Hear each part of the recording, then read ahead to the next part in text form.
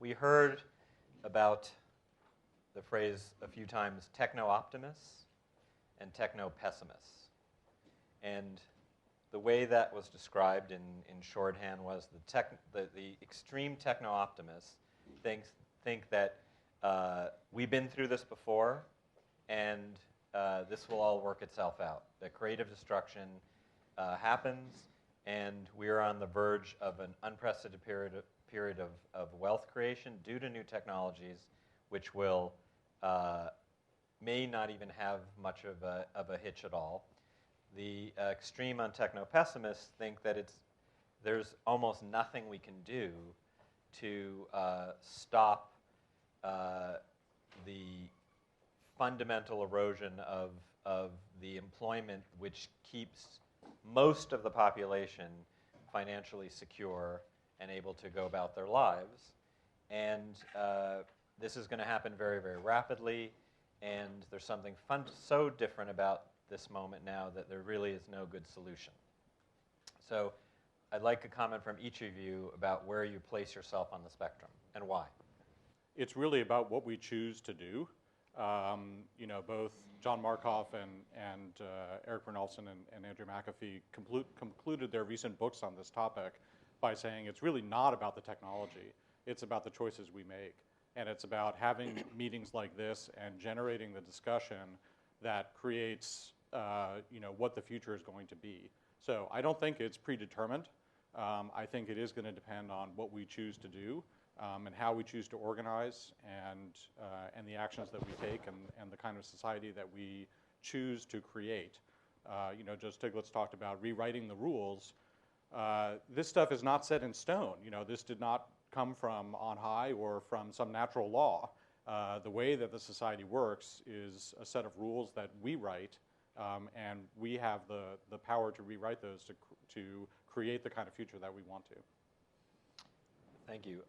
So the question of redistribution came up quite a bit today, I think repeatedly. Almost every speaker, whether it was their formal topic or whether it was a ripple effect of a question, brought up redistribution. In fact, I would say that was one of the if we had to pick, one of the few things that would determine the direction, whether we're going to have the optimistic or pessimistic scenario. Even people who made a quick comment about it, that would have a huge impact on their answer. So I want to ask you now, do you believe that the question of redistribution is at the core of the future that's going to be unfolding, which could generate lots of wealth? Or even if it doesn't, redistribution could be key to how we proceed. Do you agree with that? And if so, as a follow-up, the other theme related to that came up was basic income. So is redistribution at the core of this? And is basic income the best way, in your opinion, for us to go forward? So I do think it is a problem of distribution. In the second machine age, they talk about the terms bounty and spread. The bounty from having these new machines and these new capabilities in not just robotics and AI, but all the other technologies in healthcare and manufacturing, et cetera, has the potential to be huge, a huge amount of wealth generation. The question is, how is that distributed? So I do think that is the core problem. Historically, for the last couple hundred years at least, we've had this very virtuous cycle of companies in the market economy paying workers for their labor, which was required to produce the goods and services that they were then able to consume with the income they got from working. And that's really been an incredibly powerful kind of wheel of progress ratcheting us forward. And as human labor is less and less required in the economy, that virtuous cycle breaks down. If you still want a market economy, and there are people who don't, but if you still do because you believe it's one of the key inventions that's enabled us to create all of this progress and increase in standard of living in the last 200 years, then you need some way for people to continue to be consumers in the economy, to continue that virtuous cycle. So I think keeping that circular flow of money going in the economy is the key to continued progress. And so that is going to imply if selling labor is not the way to do it anymore because of automation and other tools, then we'll need distribution. I think basic income is one of the most promising ways that I've seen to do that. It seems to be one of the simplest solutions with the least amount of overhead and bureaucracy. And the universality is extremely important because those are the programs that have no moral taint associated with them.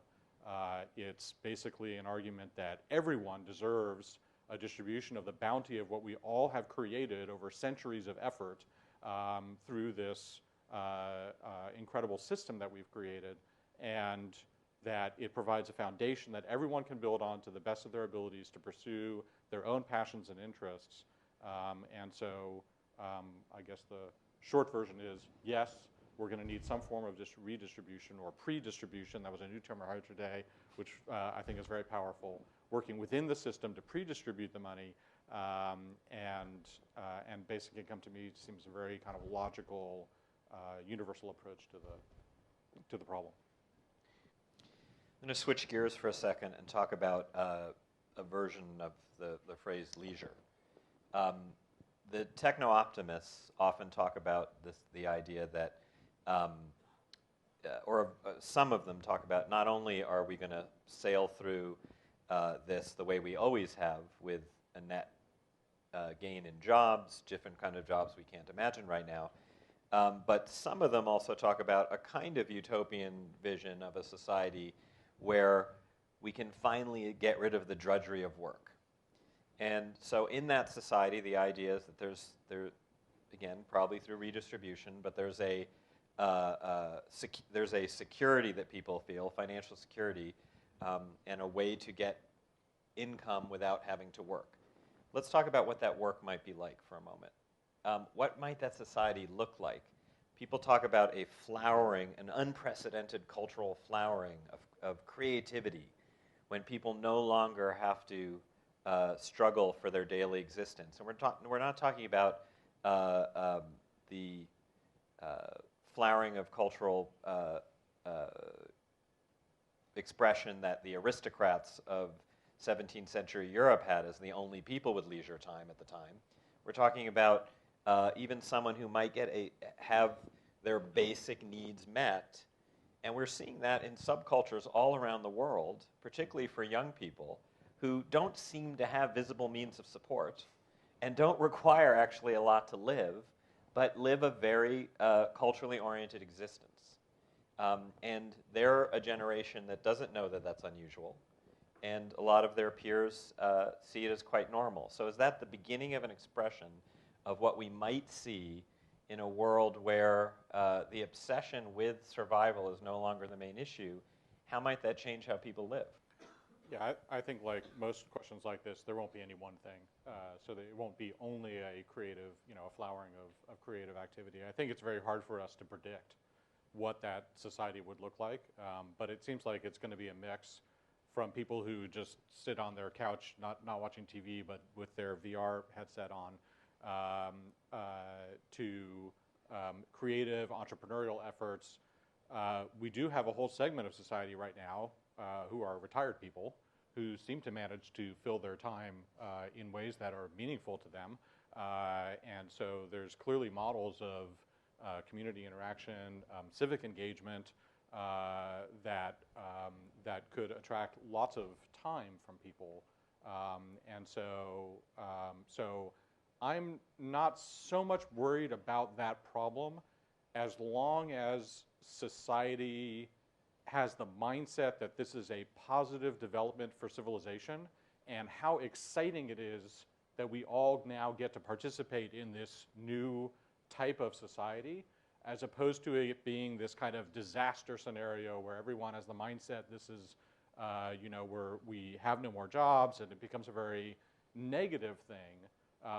And someone mentioned the very early on the kind of Protestant work ethic, and if we that everyone has to work and earn their survival.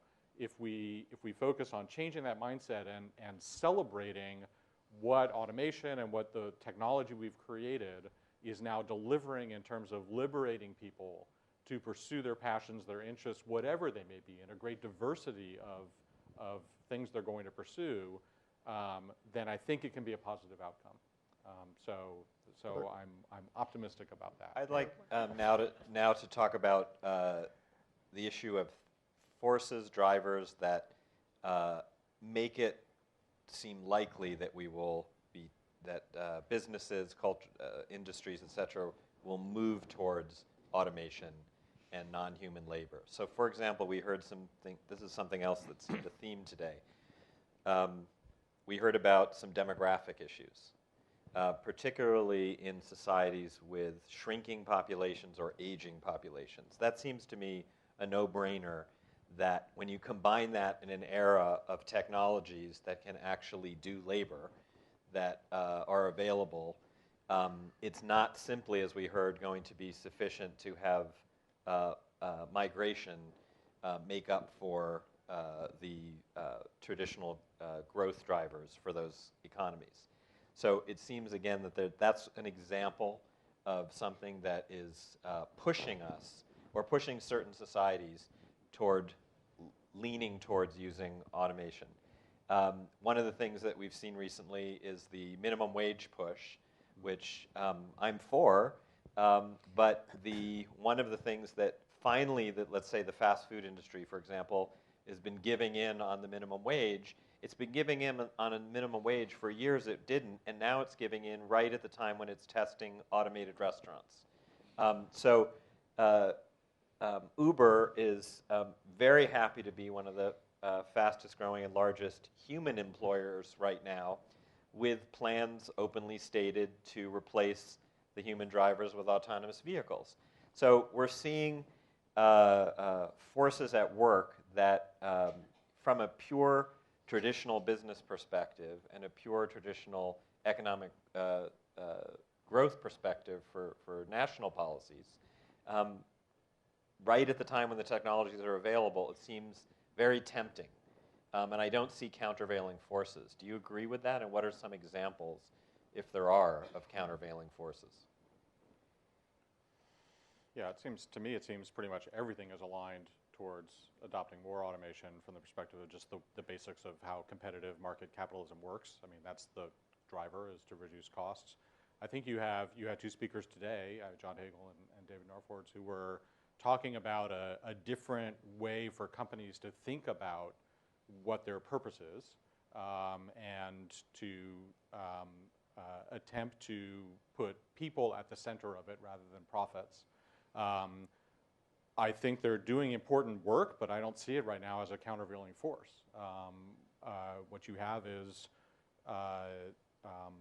the shareholder value, law, which of course was not a law until just recently, driving the decision making in most companies, and that does not put people first. So I see a very large array of forces pushing towards more automation over time, and some efforts within market capitalism to push against that, but not very strong forces right now. We're going to need to wrap up soon, but I want you quickly, succinctly, to say the one thing that you heard today that's sticking in your mind more than you expected. Start with Gerald. I liked the notion that I heard a couple things. First was, as I mentioned before, the pre-distribution idea, which is a way of avoiding the notion of income taxes on individuals who feel like they have earned that money and you are now taking it away from them.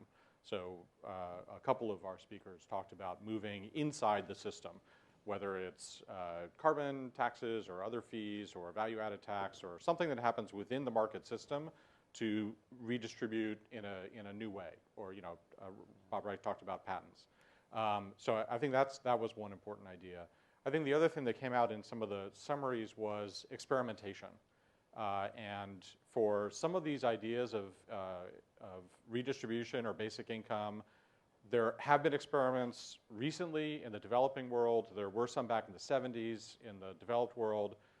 Netherlands is looking at doing some. I think we need to unleash a lot of experimentation in this area to see what kinds of things are going to work. No one has the silver bullet magic answer right now. Our society is so complex that to think that we can just draft a single piece of legislation and kind of ram it through Congress and that it's going to solve all of our problems. I think we need a lot more information about how solutions can work, and experimentation is one way to do that. And so that's the other thing I heard that I think is important from today.